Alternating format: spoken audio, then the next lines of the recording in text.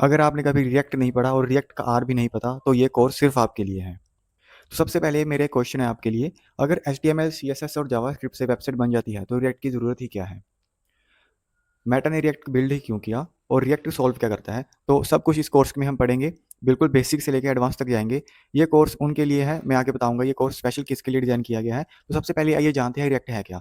तो सबसे पहले रिएक्ट एक UI लाइब्रेरी है, use to build fast, interactive and better user interfaces.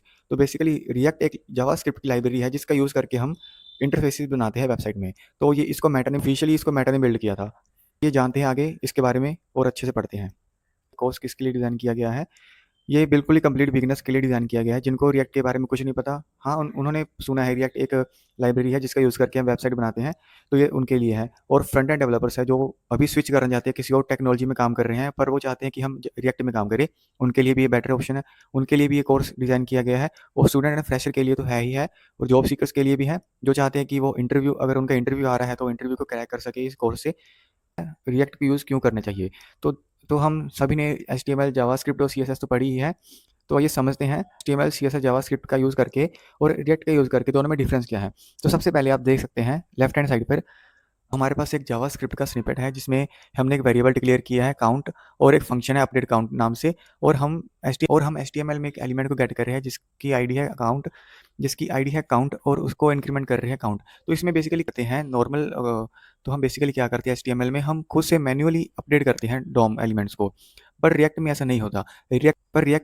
React कहता है आप अपना UI बिल्ड करने में फोकस करो, डॉम मैनिपुलेशन करने में ये मेरा काम है, डॉम मैनिपुलेट मैं खुद ही कर दूंगा, बस आप अपना यूजर इंटरफेस बनाओ।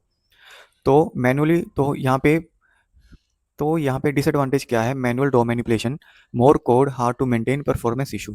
जैसा कि डॉम को मैनिपुलेट करना मींस कि वो पूरा ही री रेंडर कर देता है डॉक्यूमेंट ऑब्जेक्ट मॉडल जब भी हम नॉर्मल HTML का यूज़ करके वेबसाइट बनाते हैं। पर रिएक्ट में ऐसा नहीं है। रिएक्ट में सिंपल एंड क्लीन कोड लिखा जाता है, ऑटोमेटिक UI अपडेट्स होता है। जब भी कोई भी अपडेट किया जाता है कंपोनेंट में, मैं आपको बताऊंगा कंपोनेंट्स क्या होते हैं। तो जब भी कोई भी अपडेट होता है तो वही ऑटोमेटिकली ही अपडेट कर देता है पूरी वेबसाइट को। ईजियर टू स्केल है, बेटर परफॉर्मेंस है रिएक्ट। तो आपके लिए ये जानना भी बहुत ज़रूरी है आजकल कौन रिएक्ट यूज़ कर रहा है। तो सबसे पहले हम सभी इनका नाम सुना है, नेटफ्लिक्स, फेसबुक, इंस्टाग्राम, ये सभी रिएक्ट को यूज़ करते हैं। ये रिएक्ट को कहाँ यूज़ करते हैं? बिकॉज रिएक्ट है। तो रिएक्ट एक वेब बेस्ड लाइब्रेरी है जिसका यूज़ नेटफ्लिक्स करता है अपने UI डायनामिक यूजर एक्सपीरियंस को क्रिएट करने के लिए, और रिएक्ट का यूज़ करता है न्यूज़ फीड में, एड्स मैनेजर एंड मोर में। और इंस्टाग्राम अपनी वेब वर्जन ऑफ इंस्टाग्राम का जो हमारा वेबसाइट का वर्जन है वहाँ पे रिएक्ट को यूज़ करता है। व्हाट्सएप भी वेब वर्जन में यूज़ करता है, डिज्नी भी। तो ये सभी जो आपके सामने मैंने प्रेजेंट किए हैं बड़ी बड़ी कंपनीज के नेम, ये सभी रिएक्ट को यूज़ करते हैं अपनी वेब एप्लीकेशन में।